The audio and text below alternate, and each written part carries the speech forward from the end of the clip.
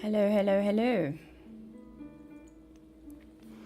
Okay, good morning. Welcome, welcome, welcome. Welcome to another session of Zen Doodling with me. Please let me know if you can hear me okay and if you can see me okay. This is my second live broadcast, and last time I had some tech issues, so I am trying to do things more seamlessly.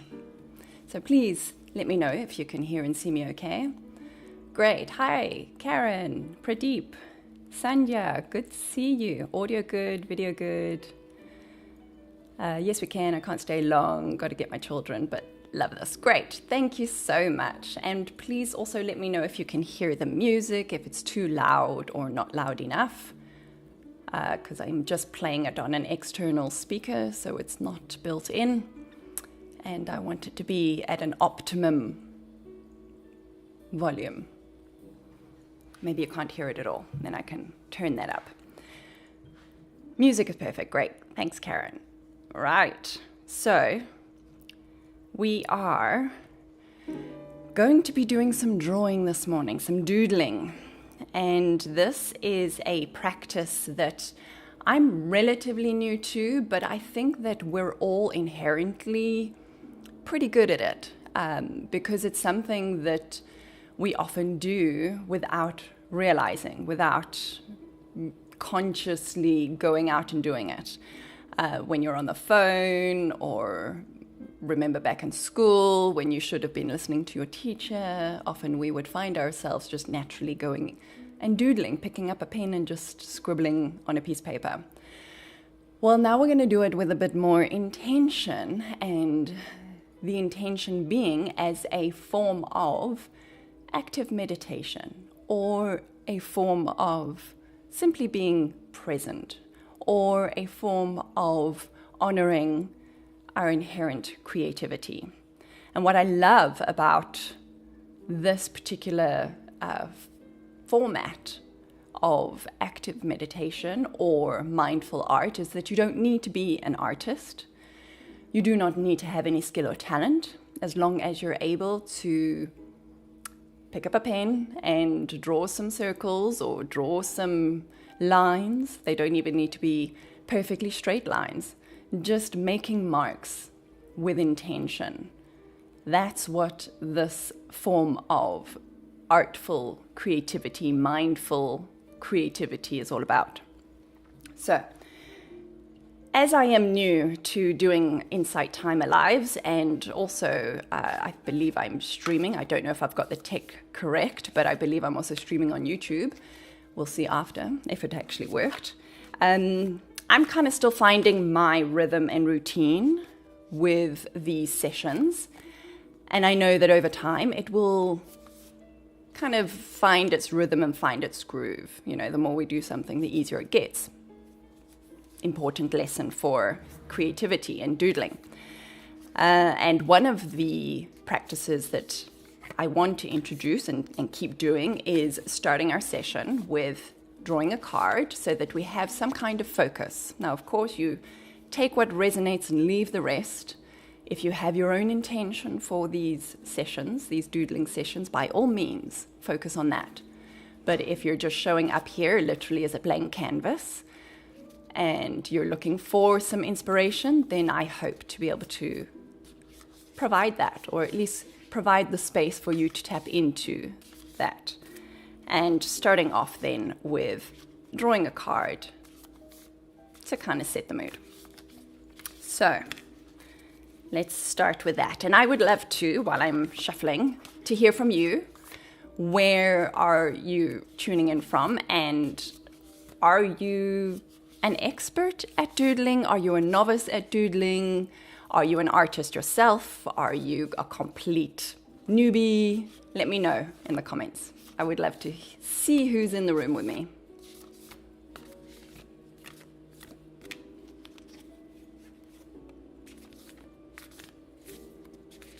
Okay. Ray, you're a newbie. Yay! I'm so glad. Pradeep. Is it preferable to draw on actual paper card over digital drawing? That's the beauty of this. You make it up as you go along, whatever you prefer. So the preference, what's preferable, is what's preferable to you. I will be drawing digitally because there's a couple of tools that I use on my iPad. And I, particularly from a minimalist point of view, one of my values, being minimalism, is that, digital illustration kind of ties in with those minimalist ideals. So completely up to you. You can grab and while we're on that point, grab your tools, whatever it is that you're going to be drawing with today. Whether that is paper with pencils or pens or markers, or it's your iPad with whatever drawing program you use. Miriam, you're joining from California. I started Zen doodling a couple of weeks ago. I'm new. Yay! I'm so pleased, because so am I. I call myself the never-ending novice because I'm always learning. And the older I've gotten, the more I realize there is to learn. Karen, you're from Louisiana. Awesome. I can paint, but doodles are not something I do. Fantastic. Well done for practicing stepping out your comfort zone, perhaps, or just exploring out of curiosity, something new, something that you don't usually do. Bodhi, I'm in Virginia. Yay, me too. I'm also in Virginia. In fact, I'm just across the river from DC. Driving right now. Okay, well, hopefully you're not going to be drawing while you're driving. Just been wanting to draw more, so I hope listening to this in the background inspires me. Hope to participate in future session. Fantastic. Well, Bodhi, the reason why I'm hoping that this is also streaming on YouTube is that there will be a replay. So that's fantastic. You can go back and watch. Karen, I really want to learn the Zen of doodling. It's so good. It is so good. That's what I love about it, because it really is a zoning out experience. Daphne, I'm an infinite beginner, newbie from NYC. Fantastic. I love it. An infinite beginner. You and me both. I'm so glad. I'll be visiting. In fact, I'm driving up to New York City on Saturday. So yeah, I'll be in your neighborhood. Fantastic. I'm glad. I'm glad that we've got some newbies here. And there's a lot of value, I believe, in embracing the newbie mindset, looking at things as if you're seeing it for the first time. And hopefully you get to experience some of that today. Okay, so let's draw our card. Hopefully you've also got your drawing implements, your drawing tools ready. And I'm going to draw my card. Okay, this is the one. Saying no. Here's the card. I don't know if that is backwards for you. On my screen, it looks backwards. Please let me know, because that's always good. So the card says saying no, and it says saying no to others allows me to say yes to myself more and more. I continue to deal with the difficulties of saying no and embrace the possibility that someone may not like me for saying no. Whoa. Well, if ever there was a nudge, I think that's a very important one for today. It makes me reflect on how often we say yes to something that we know we should say no to. And the reality is, when we say yes to somebody else to meet their needs, and we say no to ours, we're blocking ourselves. We're saying no to ourselves by saying yes to somebody else. So yeah, that's a valuable reminder. How does that land for you? Please share the card again. Here we go. Saying no. And I'll read it again one more time. And I will have it from the top-down view when I'm drawing. Saying no to others allows me to say yes to myself more and more. I continue to deal with the difficulties of saying no and embrace the possibilities that someone may not like me for saying no. It also brings up the people pleasing, and that we fear of judgment, and that if we say no, we won't be liked and we'll be rejected. But in always saying yes, we're just rejecting ourselves. Profound. Let me know what comes up for you. Right, so last time, I still had to set up all the things because this is new to me. And it's always fun when you're doing something new and other people can watch you do something new. So all your mistakes, all of your flaws, all of your mishaps are on display. But that's okay, we're in a safe space. So hopefully I've got the tech sorted out for today. And on that note, I'm going to switch this up. Hopefully this works. Yay! So there you go. You should now be able to see the top-down view of my workspace. And there's our card for our reminder. So another ritual that I want to introduce to these sessions is starting out with a breathing exercise and using our drawing to have a visual representation of our breath. Now, last time as well, at this point, my hand was very shaky. I'm hoping my hand isn't quite as shaky today, but it is what it is, so we're just going to go with that. So I'd love for you to get a new page, a new piece of paper, or a new board on your device, however you are drawing. And we're going to start out with a mindful breath observation. And it's going to start with a circle in the middle. Doesn't need to be perfect. I'm going to just make that thicker. Okay. And now with every in-breath, we're going to take a line from the center of the circle and we're going to take it out. And at the top, when you hold your breath, you're going to do a slow curve. And with every out-breath, you're going to bring it back to the center of the circle. And that represents one breath. And you can probably see where this is going. We're going to go all the way around the circle until it is complete. And so each petal, essentially, of this flower represents your breathing. Now understand that not every breath needs to be the same. Not every petal needs to look the same. It just is what it is. So use your breath as the guide for your pen or your pencil, not the other way around, so that we are focusing on the breath rather than the outcome, the visual representation. Okay, and move your paper around as needed. Okay, so we're going to start and we're going to just follow our breath and put it down on paper until the cycle is complete. Okay.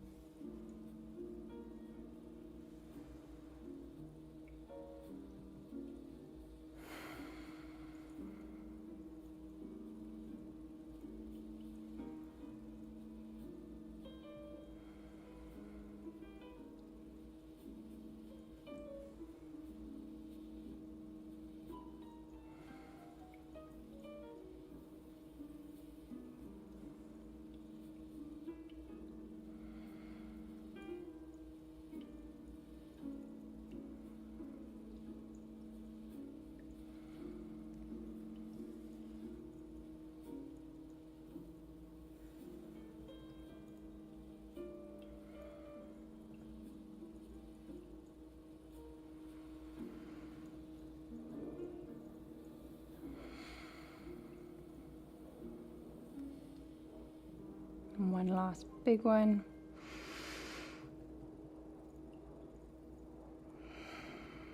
Okay. I always find this quite fascinating to see my breath in action, and I can see how it has begun to calm, like it gets shorter, like less forced, the calmer I become. I'm interested to know how you experience this kind of breath work, art experience. Hopefully you are nice and calmer, at least, to when you started, and ready in your space, comfortable to do some Zen doodling. So if you are, you're going to grab a new piece of paper or a new page in your journal, or open up a new board. And today I am just going to put myself there. Hopefully you can see so that we can still make eye contact. Today I feel drawn to draw leaves because we are in autumn or fall,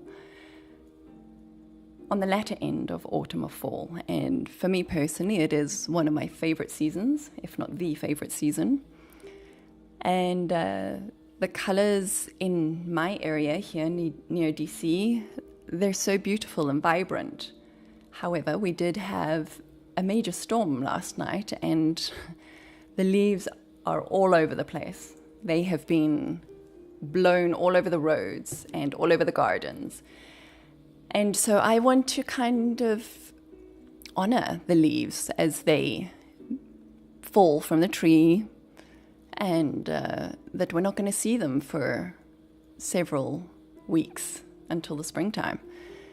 So it's going to be an autumn-themed doodle. We're going to draw a leaf. And one of the ways in which and why I like to use, as well as the minimalism for digital illustration, is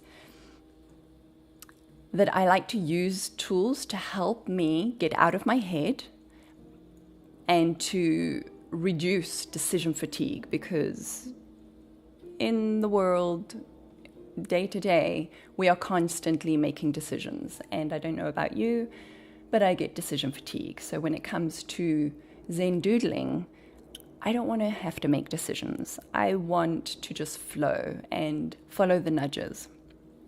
So first off, most importantly, follow your own nudges. So if you feel called to do a certain shape, a certain doodle, by all means, please follow that first. That's key. However, if you, like me, want a little nudge, then I have a tool for us. And it is in the form of a wheel, a Zen Doodle pattern wheel. So I'm going to be spinning this, and it's going to correlate with a particular Zen Doodle pattern, and I'm going to draw according to whatever the wheel of fortune tells us to do. Again, if you have a particular desire for a particular pattern, by all means follow that. So to start with, we're going to create our leaf. Just a simple leaf shape, and if you have a specific leaf shape that you want to draw, by all means, go ahead with that. So I'm just going to draw this kind of, I don't know what kind of leaf that might be, but that kind of shape. So drawing a big leaf in the center of your page. Just the outline, very simple, doesn't need to be perfect by any stretch of the imagination.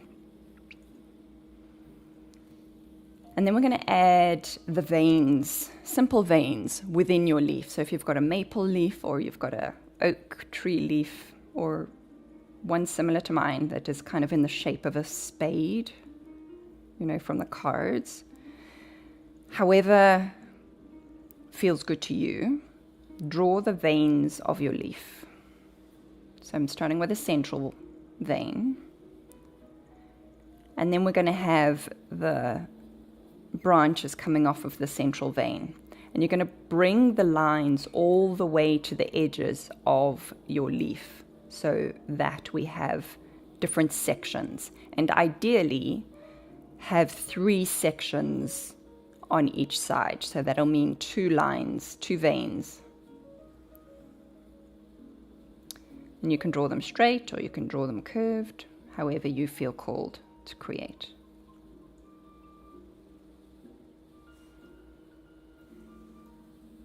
Doesn't need to be perfect, but that's so that you've at least got these different areas. And it's in these areas that we are going to draw our Zen doodles. So in Zentangle as a practice, if anybody is familiar with Zentangle, they work within the constructs of a square on a page. I'm just doing this a bit differently and having more organic shape. So we're going to use our wheel of Zen, I think I'm going to call it, to help us fill in these spaces. And up front, this is what I love about Zen Doodle, is that this is not an art form about the aesthetic. It is not about the outcome.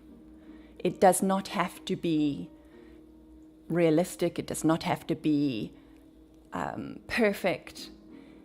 The beauty of Zen Doodle is that it encourages detachment from the outcome. And isn't that just something we could all do more of? Because it is our attachment to outcomes that invites anxiety or disappointment or emotions that aren't necessarily helpful or peaceful. So this is about the process, not the outcome. However, whatever pattern we're doing, it's about focusing on one stroke at a time. And that in focusing on that singular stroke, we're bringing presence, we're grounding ourselves, we're giving our brain a break, we're giving our body a break from all the things that are coming at us all the time. And we're focusing just on one stroke at a time. So hopefully by now you have your leaf structure in front of you. If you know exactly what pattern you want to start filling in, choose one of the spaces and start filling it in. If you want the Wheel of Zen to help, then let's see what it's going to say. So, number 16.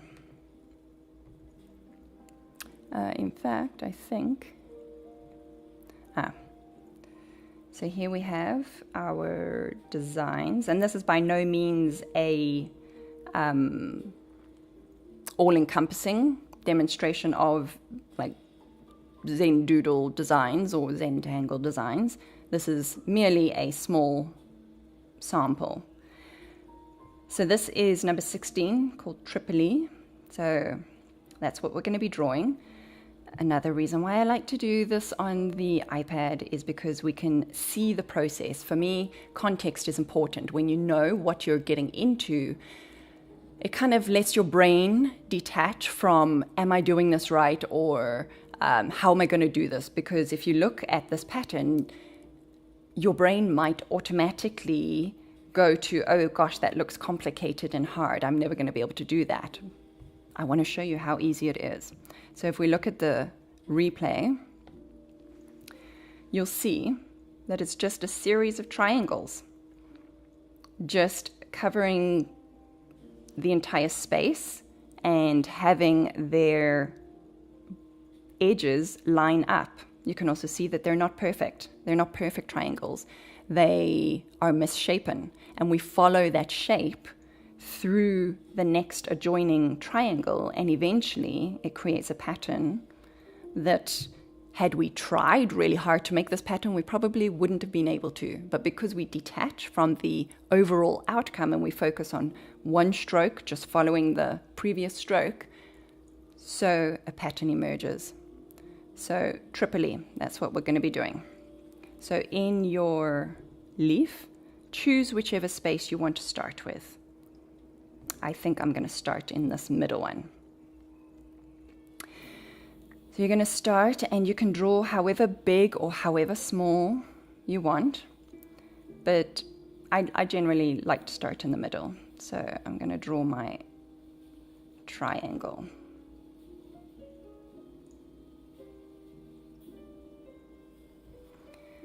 And then move your page so that your hand is comfortable. And for your next triangle, you're just going to follow one edge of the previous one and create the next triangle.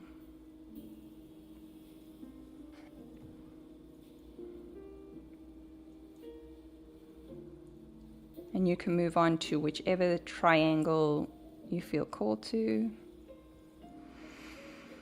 And take your time with it. Remember to keep breathing.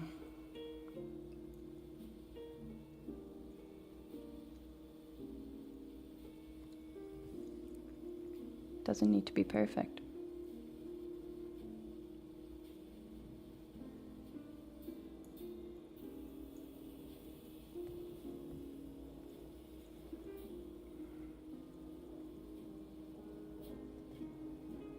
Do let me know if you have questions at all.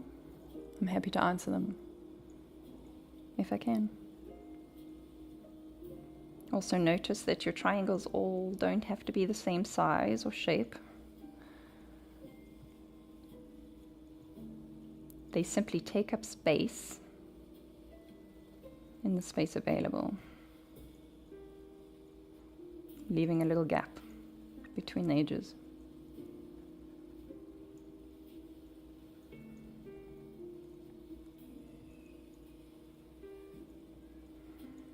And when you get to the edge of your leaf, you can decide whether you want it to bump up, whether you want the pattern to bump up against the edge as if it goes off the edge of the leaf, or you can leave a gap in between.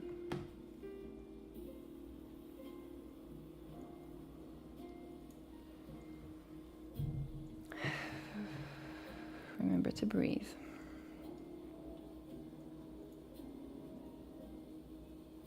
Just focusing on your pen, moving across the page.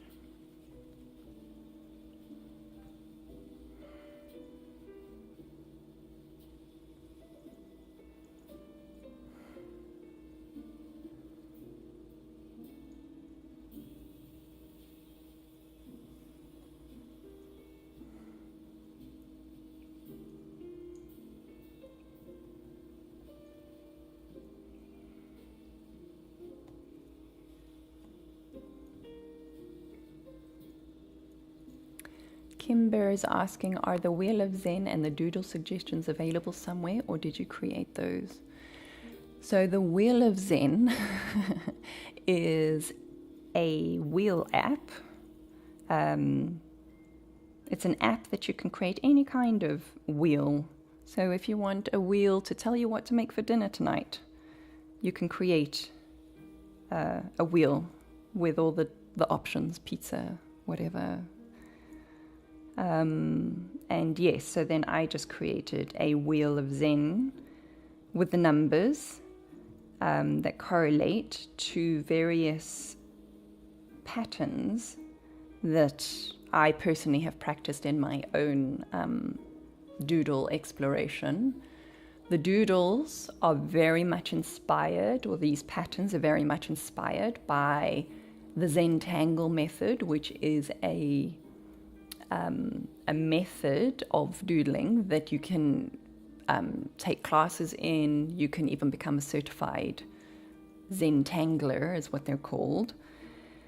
And so, yeah, the patterns are inspired by the Zen Tangle method, but also what is beautiful about it is that we find inspiration from somebody else's creation. Isn't that the beauty of art? Isn't that the beauty of creativity? So somebody has created these patterns, and in the practicing of their pattern, you might make a mistake, or you might feel called to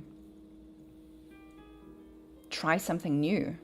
And in doing so, you land up inventing your own pattern. And I think that's so beautiful.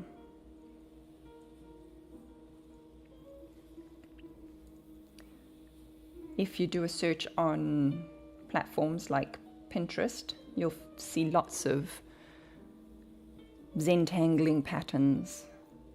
I like to use the term Zen Doodle because it speaks to patterns and designs and doodles beyond just the Zentangle designs. So it allows for personal expression. It encourages personal creativity.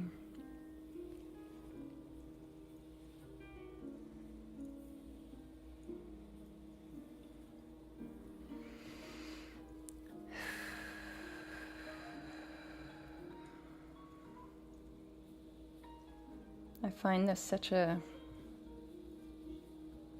simple but wonderful way of just calming, like bringing calm and presence. So if I'm anxious about something, I have found that this is a wonderful practice in just calming the nervous system. And oftentimes a great precursor to meditating, because if my brain is still too active, I struggle to get into that space of meditation. And so this is oftentimes a great way to start and then move into listening to a meditation or quietening your mind. There's something about the physicality and the creative process that you are creating something from your own hands. You're also drawing focus away from whatever it is that's triggering your anxiety or discontent.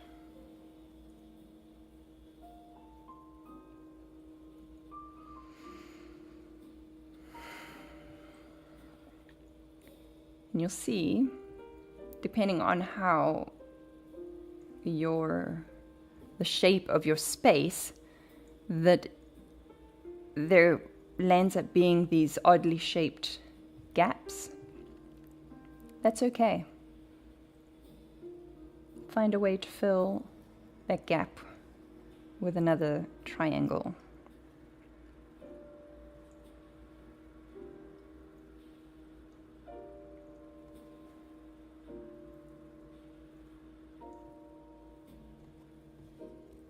Okay, I've filled my space. Let me know how that went for you, and if you are still filling in your space. What we're able to do now that we have the basic shape in there is then to add shading. The shading adds depth to the simpleness of the lines that we've put down. So if you've been working in markers or pens and you want to shade, you would need to move over to using a pencil so that you can do the shading. So if you wanted to explore that, and I've got a pencil brush here, again, I love the minimalism of this, you would take your pencil and you can shade it however you want. You can either shade individual triangles, or you can shade the central patterns, or the central, what looks like meeting points, intersections of the triangles. Or you can just put a little gradient on the individual triangles like that, which makes it look as if it's bulging a little bit, that it's got a bit of a bevel on it. When it comes to the shading of Zen Doodles, we are not concerned about getting our source of light correct. That is not what it is about. It is simply shading the individual pieces however you intuitively want to shade them. And ideally, if you're shading with a pencil, you want to have with you an eraser or a rolled up little piece of paper so that you can then rough the pencil marks a little bit, like smush them across the page so that they're a little bit more of a gradient as opposed to stark lines, just to soften it and give it more of that shadow effect. You can also use your finger if you don't have an eraser or a scrap of paper that you can use. You can also use the tip of your finger.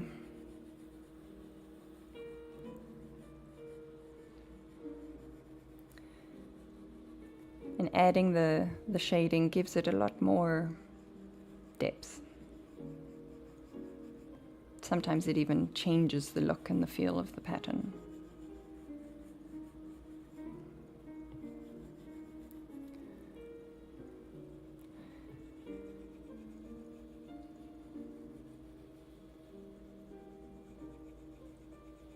So that's an example of how you might choose to shade. Or if you wanted to do the intersecting points, you can go there and then smush it around.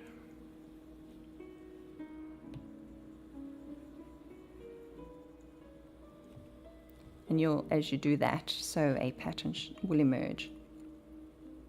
Okay. In the interest of this session and time, I'm going to move on to the next square or the next space and see which pattern we're going to do, and then you can continue with the shading after the fact. So let's hide number 16 because we've done that one. Number 14.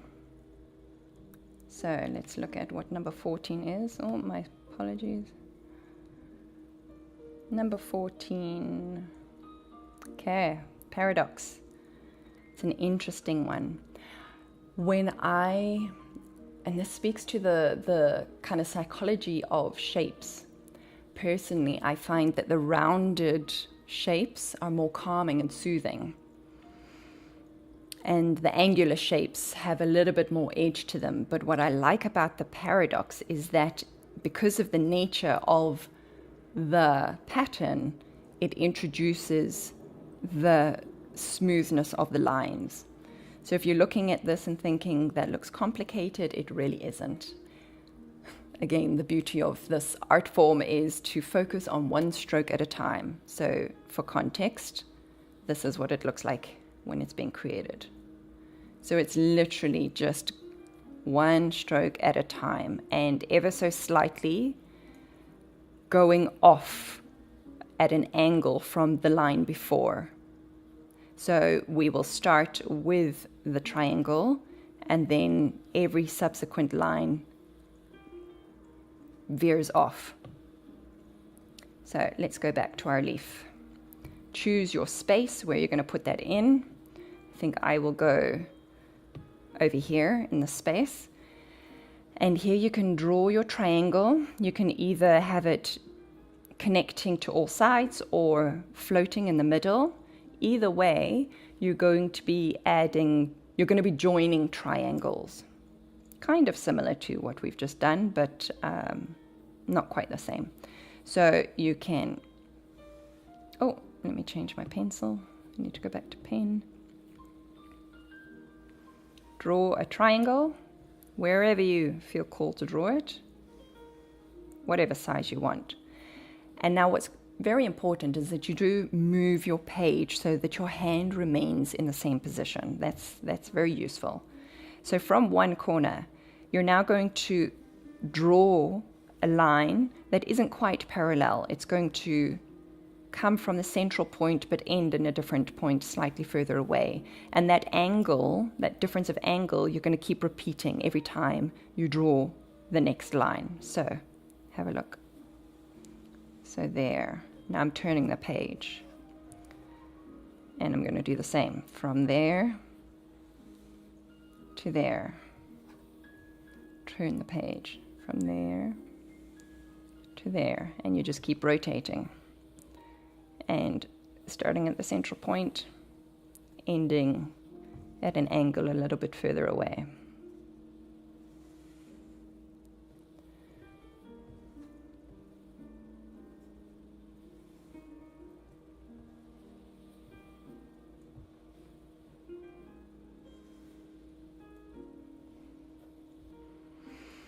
Remember to breathe.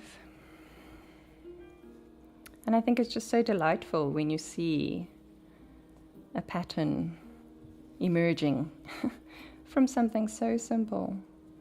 You're just drawing a line and you're just finding a rhythm. And in doing that, you create something interesting. Okay. When you've done with your first triangle, you're now going to join up the one of the sides with another triangle. So however it falls on your page, however it falls within the shape of your leaf, and then decide where your starting point is going to be. And depending on where you start the inner pattern for your second triangle, in relation to the first one, so your resulting pattern will differ. So I'm actually going to go in the opposite direction.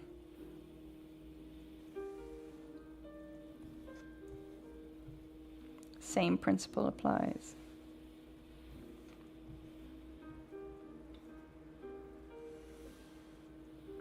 Start at the same point where they converge, and then end at a diverging point.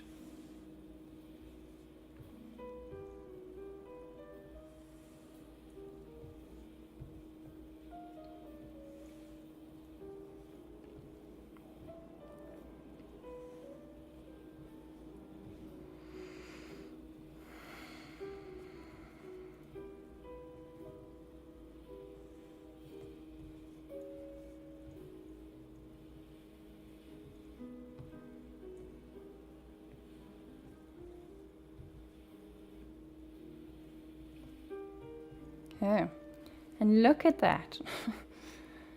Look at the shape that emerges. It's so delightful.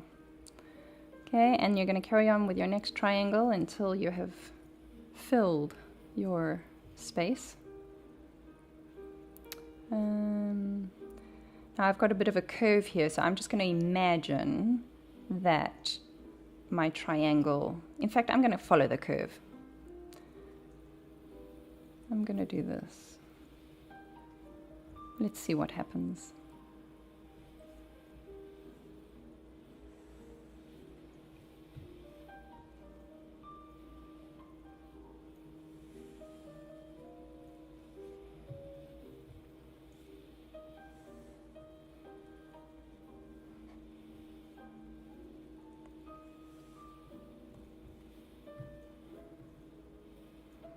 And notice how it doesn't matter if your lines are not perfect.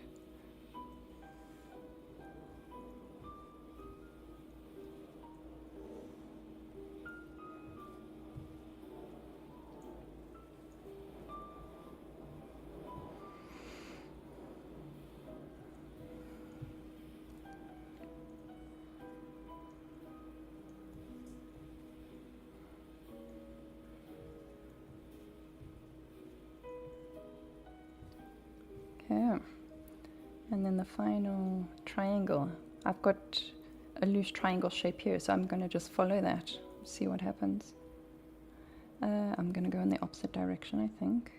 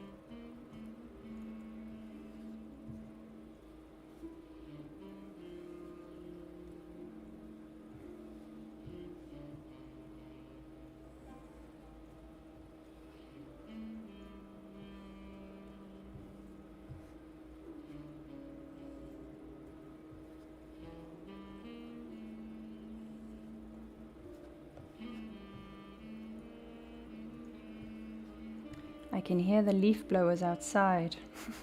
So my homage to leaves feels very pertinent. There you go. Filled that space. Look at that design. Isn't that delightful?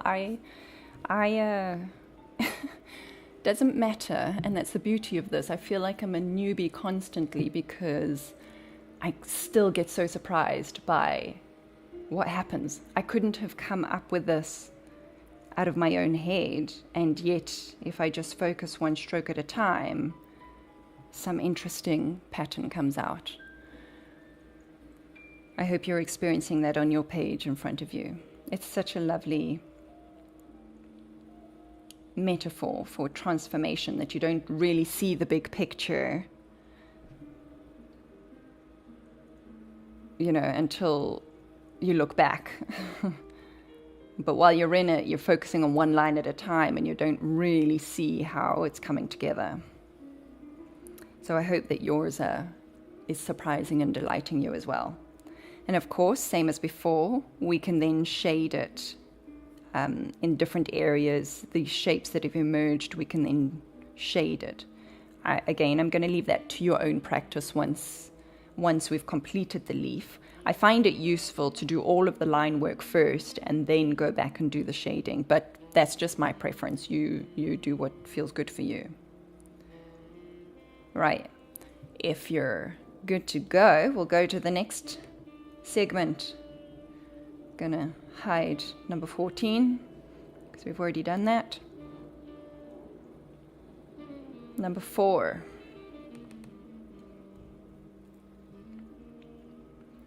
Number 4. This is a classic. What I love about this one is that it starts out quite structured, but then, as you can see, as we curve the corners, so it softens and almost becomes pillowy, if you can see that, especially with the shading. So for reference, if you want to see how it starts out and where it lands up, very, very easy. And this shape in particular, if you really want to get into the details of it, this is setting up a space for you to then go even more granular, so you could then add designs into each square if you wanted to.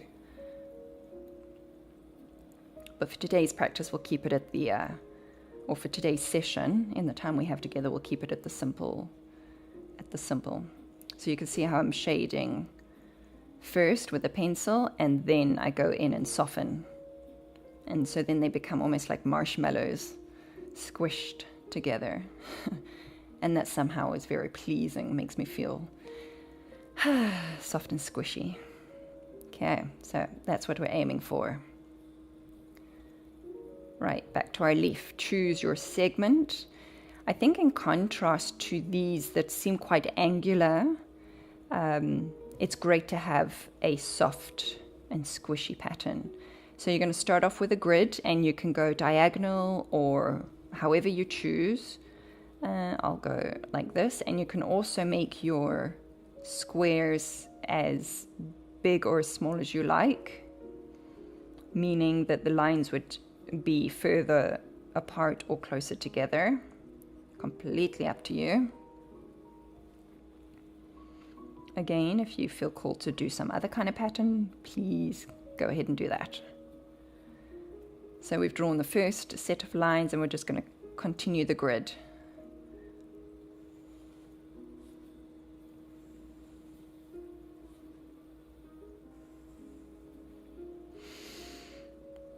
And this always makes me think or remember that we have freedom in structure. So we've got the structure, and now we have the freedom to create whatever we want. So it's a simple process of just rounding the corners. Wherever the grid lines intersect, we're just going to round them out. I'm going to go with a thinner pen.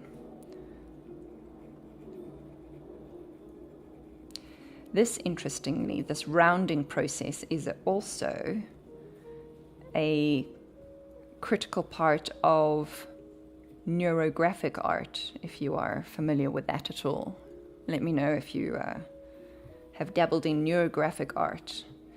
And what I love and what I find very soothing about this process of rounding the corners is that it's literally analogous to taking the edge off.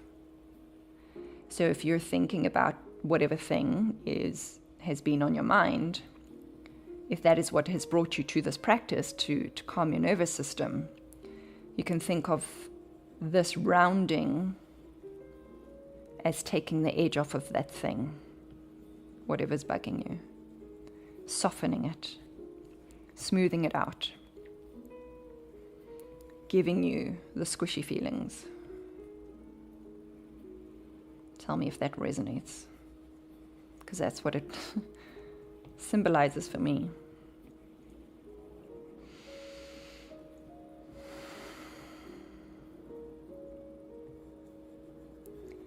And I've noticed in myself how, when I was first introduced to Zen Doodle, which incorporating Zentangle and neurographic art, how impatient I used to be, thinking, I don't have the time to sit and do all of these squares.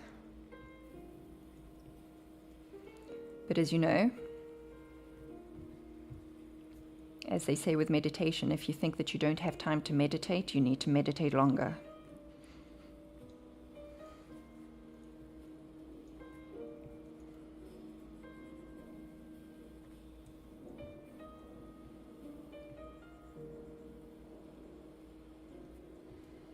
Last week, when I did my first session here, I only allocated an hour,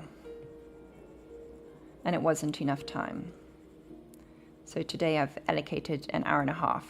By all means, if you can't stay to the end, the full hour and a half, I'm really hoping that this is streaming on YouTube as well, so there will be a replay there, hopefully, if I've done my tech right.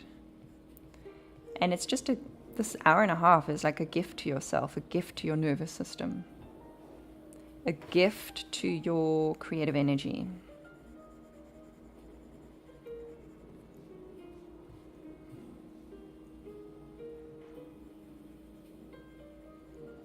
And it's often the simplest things that give us the most benefit.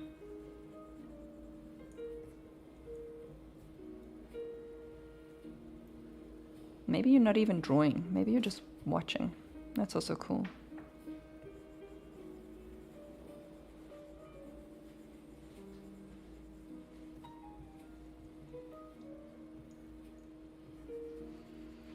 I like to watch people draw. I'm mesmerized.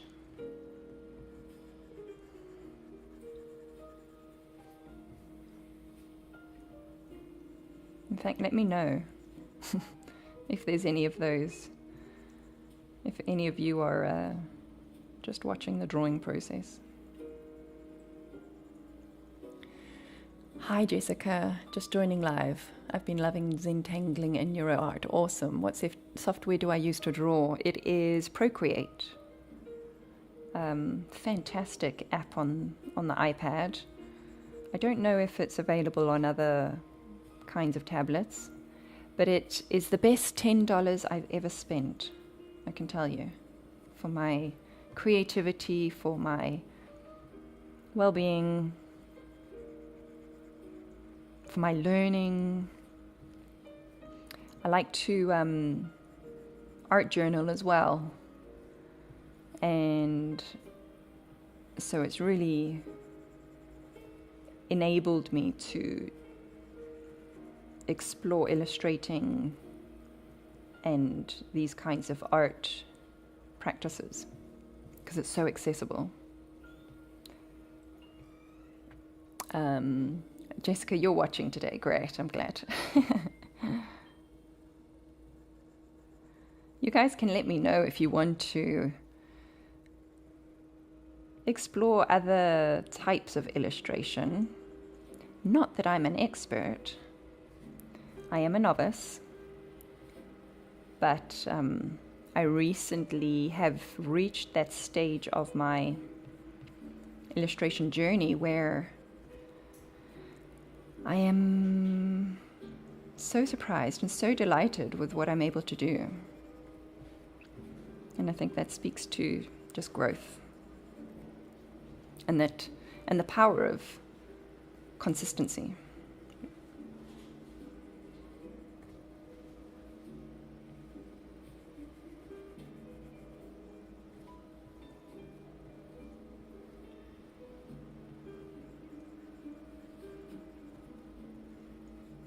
I was also thinking that I would be open to doing more than once a week doodling sessions.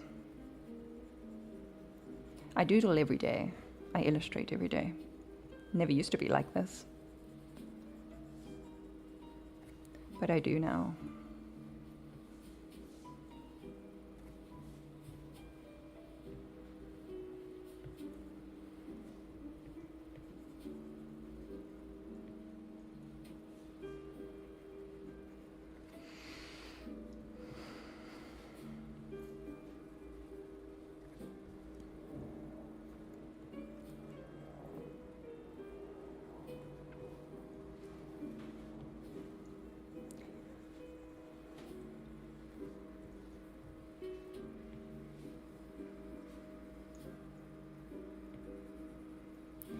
Daphne, I stopped doodling and I'll join Jessica and just watch. That's cool. It's so interesting because there's a part of my mind saying, well, who would just be interested in watching you draw? But I enjoy it. I enjoy watching other people draw. And even if you've just got this music on in the background while you're doing something else, that's also cool.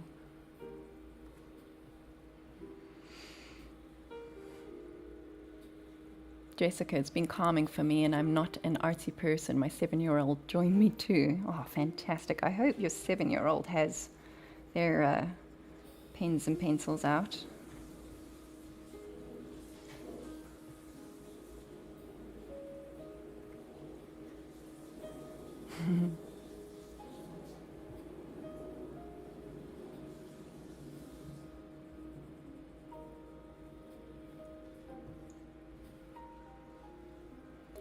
Kimber, I'm just rushing right now, but it's so relaxing I couldn't get up to get supplies. I did take some notes so I can apply later. You're a wonderful teacher. Thank you so much, Kimber. Really appreciate that. Teaching is coming up a lot for me lately in my self-exploration. And it's so interesting because previously I would have said I'm not qualified enough to teach. But I've realized that it's not about qualification, it's just about showing up and sharing. Like, this is what I do. This is what I get pleasure from, and maybe you will too.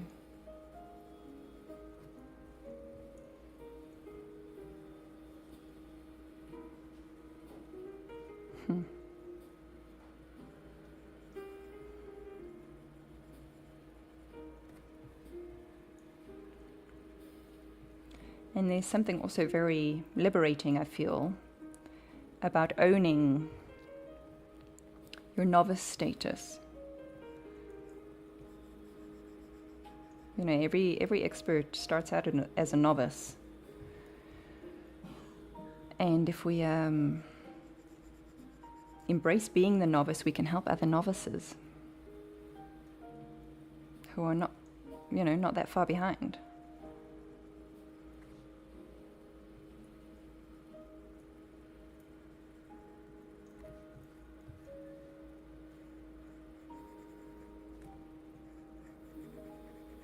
I've got a paper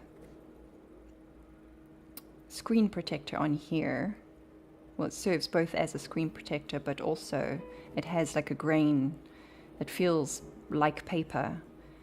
And I love that because it does give the tactile experience as if I am drawing on paper.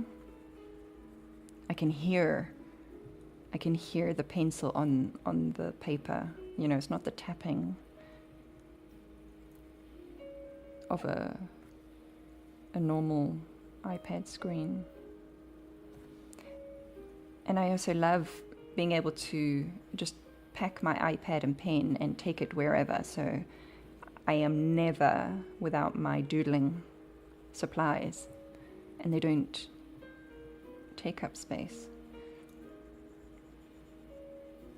Of course, I do have my pens and journals as well for when I want to go analog.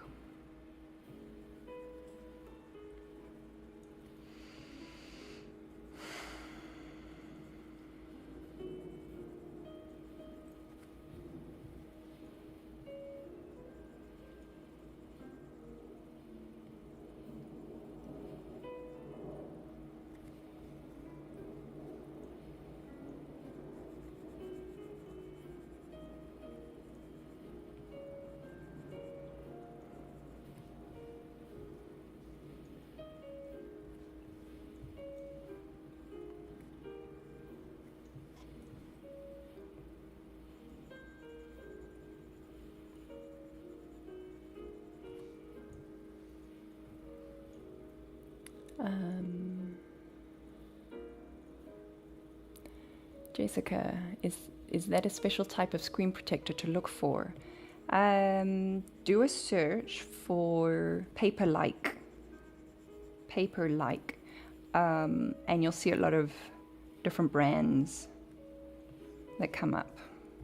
Another benefit of it is that it takes the glare away, that you don't have the big shiny screen.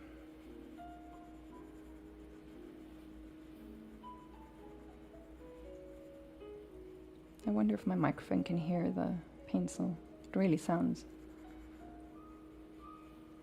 like pencil on paper.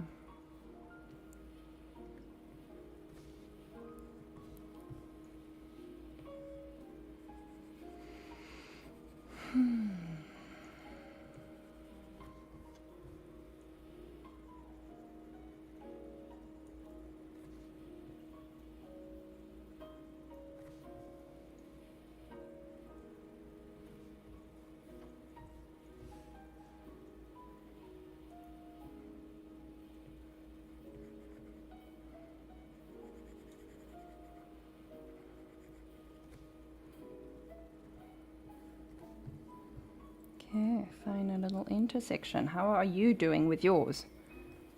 I am really curious. In fact, I'm going to put it up because I want to see your art. I want to see what you create in our sessions together, and whether it is your own creation or you are following along. I would really love to see it So I've set up, I'm going to put the link on the screen now so that when our sessions end, oh, I missed one. Look at that.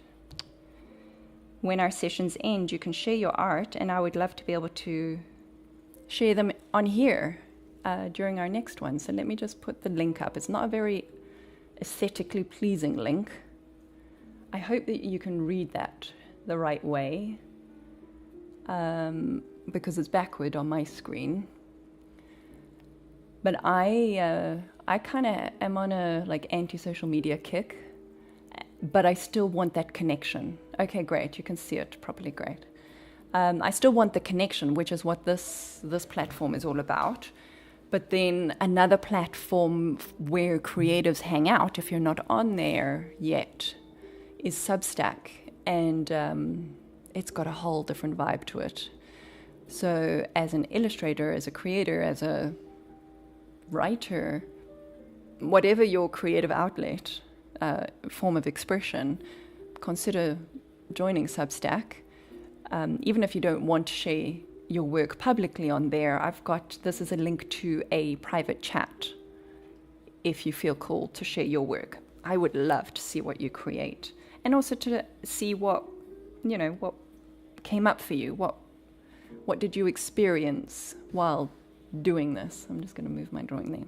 Okay, moving on to the next design, the next pattern. Let's hide our number 4, the Wheel of Zen. Number 17. Okay. Number 17. Oh, I love this one. It's such a pretty one. I only learned it this week, so it's new. Have a look how simple it is. Can you see that? So we start out with like really organic shaped petals, and we draw the veins or the lines, and then again we're just rounding the intersections at the edges of the petal. It's a really fun design, and you just layer it and layer it and layer it, and it ultimately becomes this beautiful creation, like I don't know what that would be, a chrysanthemum? I don't know botany, but it's such a mesmerizing design. How beautiful is that? And you just keep going. Look at that. I love it. This for me, I guess, is like those of you who are not drawing this morning, you're just watching. I get it. I love watching these replays. It's just soothing. And I can just imagine with the shading as well of these petals, how it would bring the depth. So let's do that. Choose your segment of your leaf. I'm going to do this big one because I feel like it needs prominence. Okay, and we are going to start just with an organic leafy shape. I'm going to do like 4 of them. No, 3 of them. Doesn't need to be perfect. That's what's beautiful about it. And then choose a point at towards the center of it, and just draw a line. Doesn't out towards the edge. Doesn't need to be perfect. Doesn't need to be straight. And what's beautiful about this as well, depending on how far away or how close together you draw your lines, so an effect will emerge that makes it look as if the petal is undulating. So if you experiment with it, you'll see what I mean. Oh, Jessica, I've used AI to develop lists of Zentangle prompts to use daily. Fantastic. I love when technology works for us. That's awesome. So see how I'm kind of gathering the start of the lines at the beginning, and then I'm letting it move out, and also letting the shape differ ever so slightly, and so that impacts what the effect of the undulation of the petal. It's such a cool effect.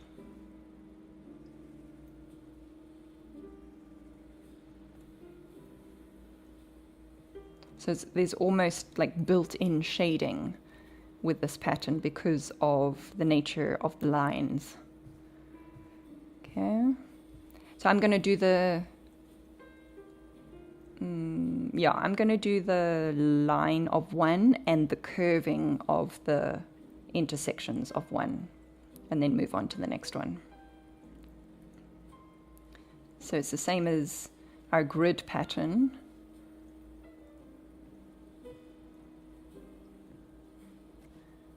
Just curving the edges, taking the edge off. And it kind of gives a floral design to it.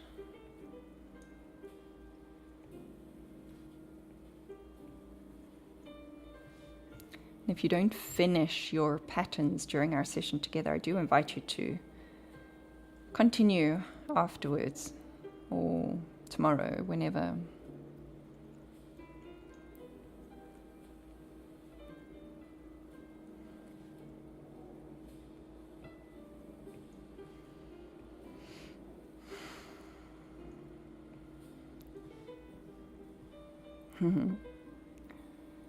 As I said, I'm still new at this, so I'm still figuring out timings and how many patterns to have in a design. So I appreciate your feedback as well. Okay, then moving on to the next one. And you can kind of see that it has the effect of being overlapped, so I'm going to draw the lines accordingly, as if it is overlapping.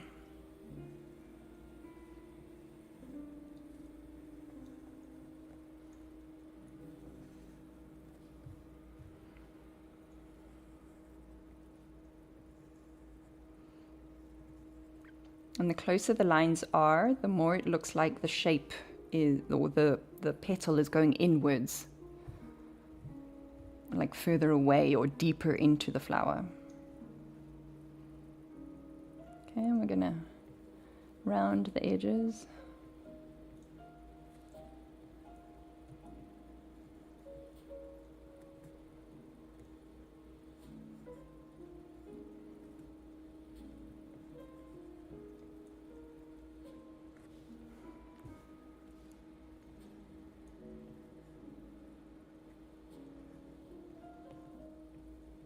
I think what I will do in that chat is also then share the video replay, that I do of the patterns, in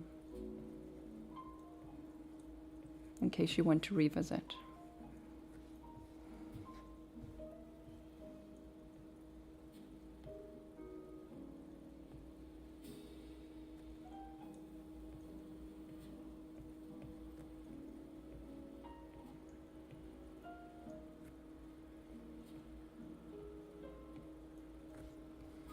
Okay, and I'm going to move on to the next one.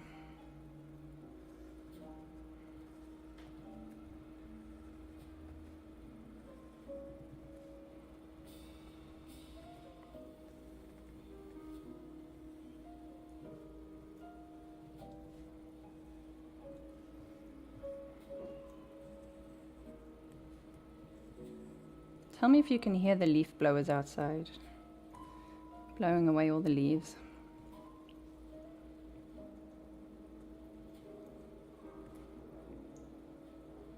It's probably my least favorite thing about autumn.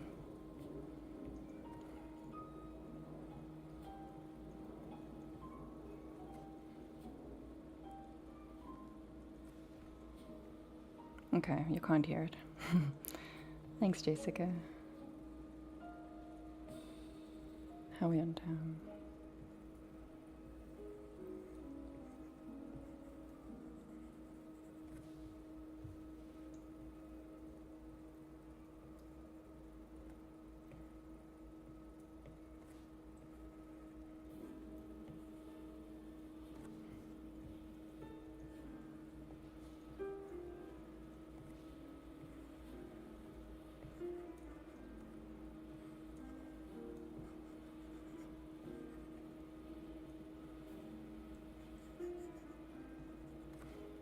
Okay. So with this pattern, you're simply going to repeat the process. So I like to look at where the previous, if you can see, where the previous petals overlapped. And where they overlap over there, I'm going to draw the next petal and let them overlap there as well.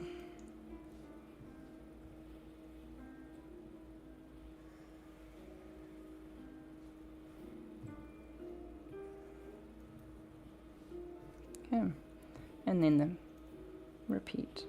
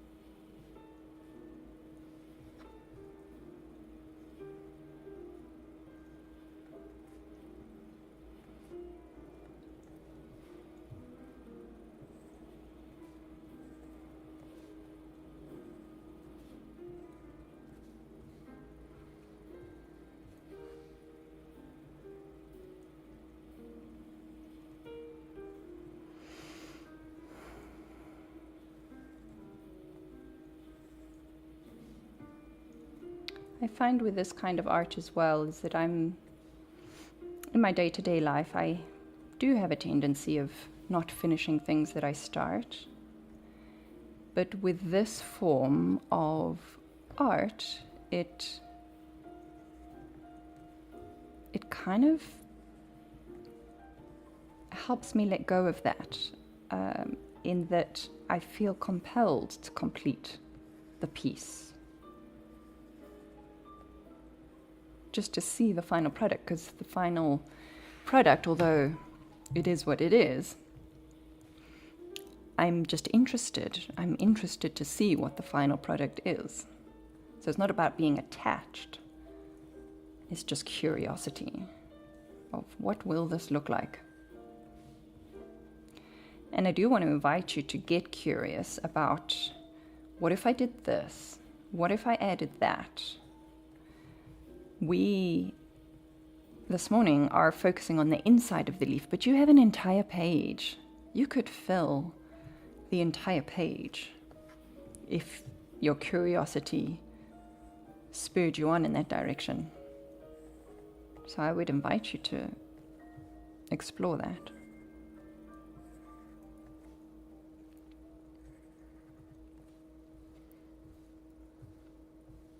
Yeah. In the interest of time, I am going to move on to the next, or the final two spaces, and I'm going to finish my full leaf once, the time is up, and I'll be sharing it in the Substack chat. So, by all means, please do that. Jessica, I love leaving my leaves for the critters to slumber in over the winter. Yeah, I thought that was what should happen. Sandy, it's full on winter here. 6 inches of snow last night. Oh my goodness, where are you, Sandy? A micro meadow. Boston hasn't had snow in 2 years. Oh gosh. You guys are in cold places. Okay, let's see. We're going to hide number 17. See what we do for our penultimate. Number 15. The number 15. Okay, we're apparently going for another angular one. So did we do this? Yeah. So this is essentially what we did with our paradox. If you look at paradox and the shape that we did earlier, This one is the combo of the different triangles. So you can see that we've essentially already done that one. So I'm going to take 15 out of the running and go with another one so that we've just got a bit more variety. Number 6.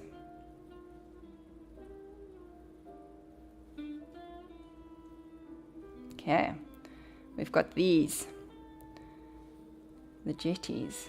If we have a look at the replay, starts out with a bunch of circles and filling in the gaps with a bunch of smaller circles and then adding little bands.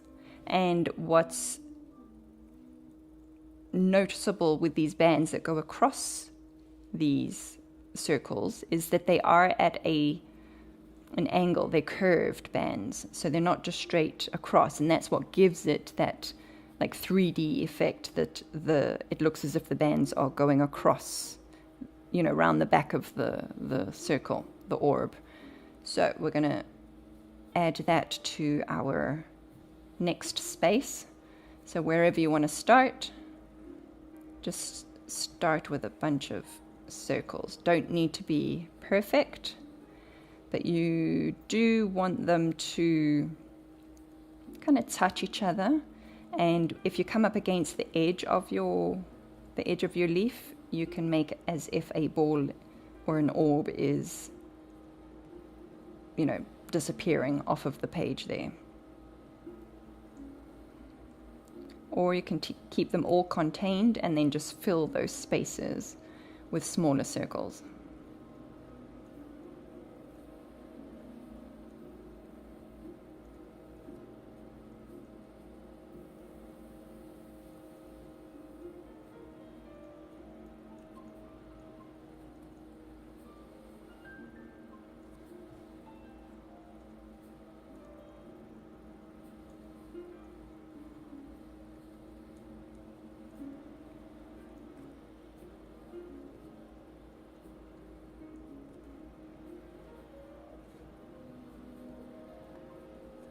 What I find therapeutic about this design, when I've filled in all the circles that I want to or that I can, what I really like doing,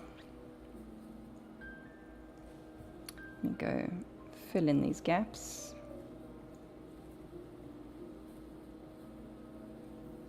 As much as possible.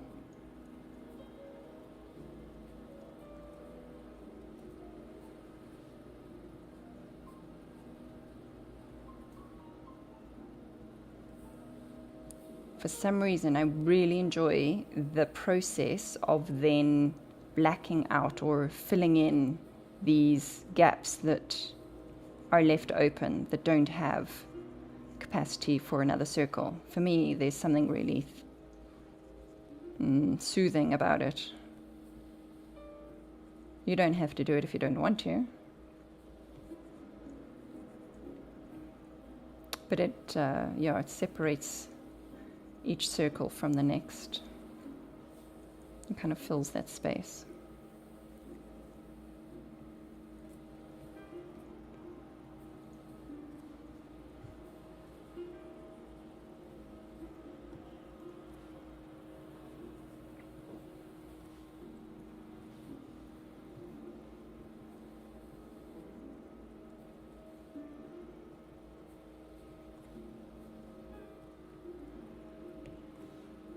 Something very satisfying about doing that. Filling in the negative space. Maybe that's it. Blacking out the negativity.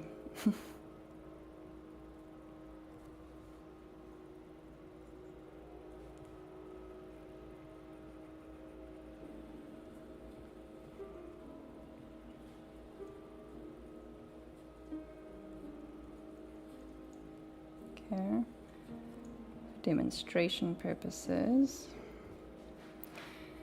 when you're doing the bands, and you might choose that you don't want to do the bands, that's also okay. You might choose to fill these circles with a completely different design. That's also not just acceptable, but perfectly aligned. You do what you feel compelled to do. So if you don't want to do the bands, you don't have to. You might choose, let's see some, you might choose to do a spiral.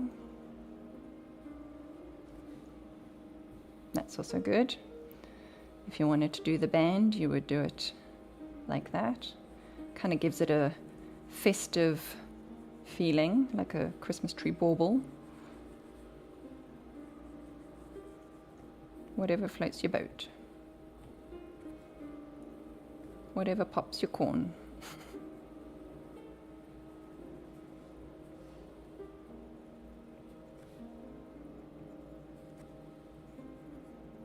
Maybe you just want to fill your circle with more circles.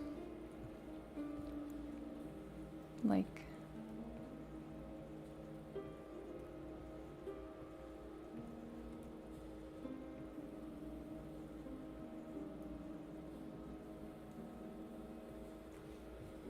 you might want to do that.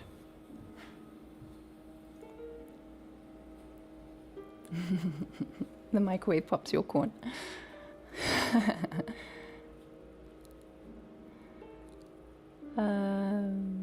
Let's have a look. See here. Ellen.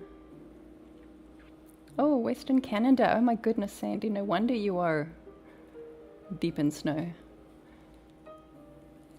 Is that a Zentangle program, and is the spinner something we can use? So, Jessica, the Zentangle program, do you mean the drawing program that I'm currently working with? If so, then no, this is Procreate. This is the app that I use to draw digitally. And these are all Zentangle drawings that I've done previously just for my own reference. And then the wheel, the spinner, is a free app. I'll post the link in the Substack chat if you're looking to get the wheel, because I find that the removing of decision fatigue is everything. So I will share the link to the app in the Substack chat, and then you can create whatever wheels you want. Hi Ellen, appreciate your inspiration. I've been entangling before I know what it was. Oh cool, yes, I think a lot of people do. It's just always how I've drawn and doodled to make art, but I love seeing all the different pattern ideas. I used to run out of ideas quickly. Yes, exactly. That's what I love about it as well. And please do share your pattern ideas as well. I would love to include them in the reference collection. It's so awesome that there's no mistakes. You can always make something work. Yes, I think filling that space makes it look more finished and clean. Yes, it does. Filling in these gaps here, it definitely does. And especially when you do add your shading, it also makes it pop. So it helps to have the gaps filled in. Yes, Ellen, just happy with little mistakes like Bob Ross says. Love that.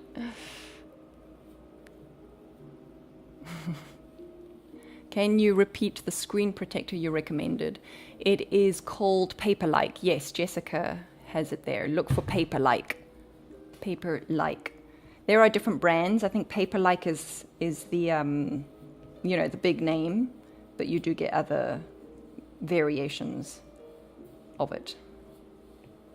Right, I'm going to go for our final space. Let's go to the Wheel of Zen and just see how we are going to fill the final space. Look how it's coming together. I can see what it's going to look like when it's finished. So we're going to hide number 6 and see what the final one is. Number 1. Okay. Number 1. So such an interesting one. Kind of looks a bit futuristic to me. Like, I don't know what it is, but what I like about it is the act of doing these repeating lines, which is called auraing. So we start out with just, you can see my practice with pens. We start out with the dark circles, and then we just create the aura line pattern. And then, depending on how you shade it in, will determine the 3D effect of it. So that's our inspiration. We can start with our half moons. So it's half moons all the way along the edge. So our half moons.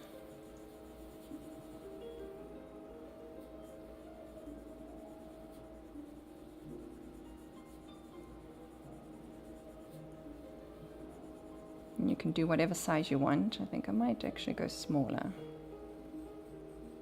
There we go.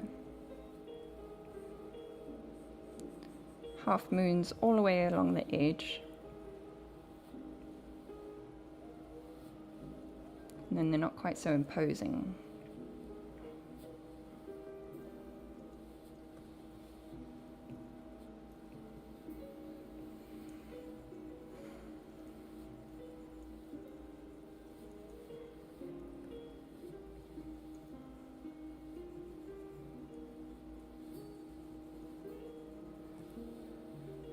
You can do different sizes, so you could alternate big and small, whatever feels good for you. Turn your page to make it easier.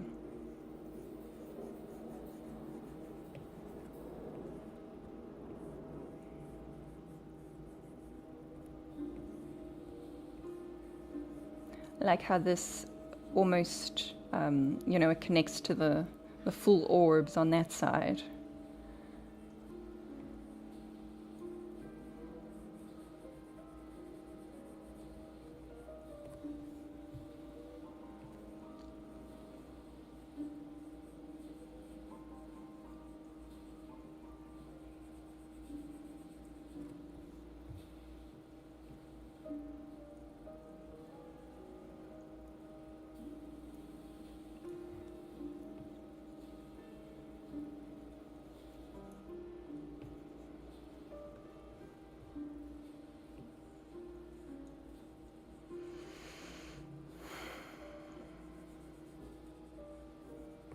Okay, and once you've got all of your half moons along the perimeter of your space, now we're going to do the aura part. That's quite a fun part. So you're just going to follow the edge of your shapes.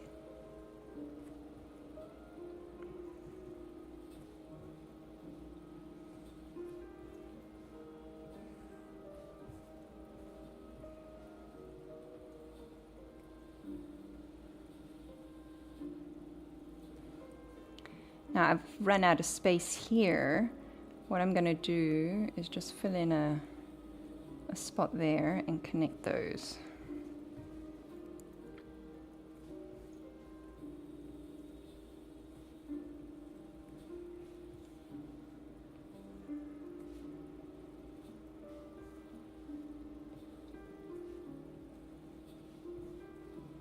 Okay, and then when you get to this side, you're going to repeat and keep going around.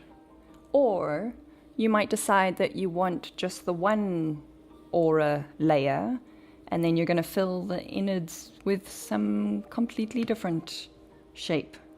Up to you completely. I'll continue this one. And that's the beauty of this. It's like a create your own adventure. Art. Exploration. It's just about making marks. And the beauty of making it up as you go along is that you can't become attached because you don't know what you're going to create when you set out.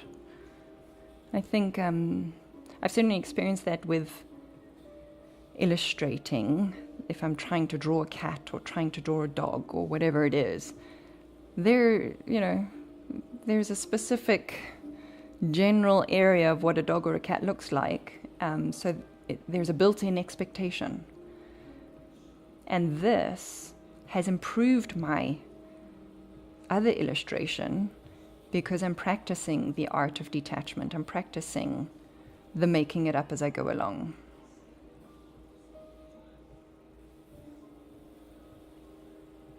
Okay.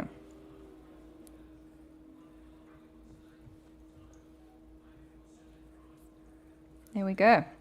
Completing that. So it's not quite complete.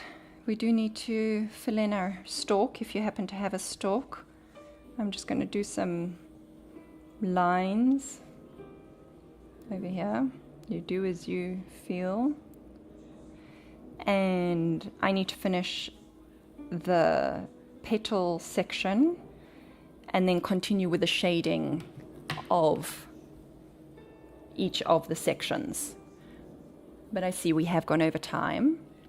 So I will end it there. And I want to thank you so much for spending the time with me. I hope that you got some value from this session, whether it is in the form of a piece of doodle art, a piece of Zen Doodle art, or if it's just the experience of just relaxing and giving yourself a moment to unplug. However feels right for you. I want to invite you to share your finished work in the Substack chat. I'll share my finished work and the fast-paced behind the scenes of the process so that you can see it from start to finish. Ellen, I could watch you all day and skip work. Oh, fantastic. I'm so glad. I'm so glad you got some value from it.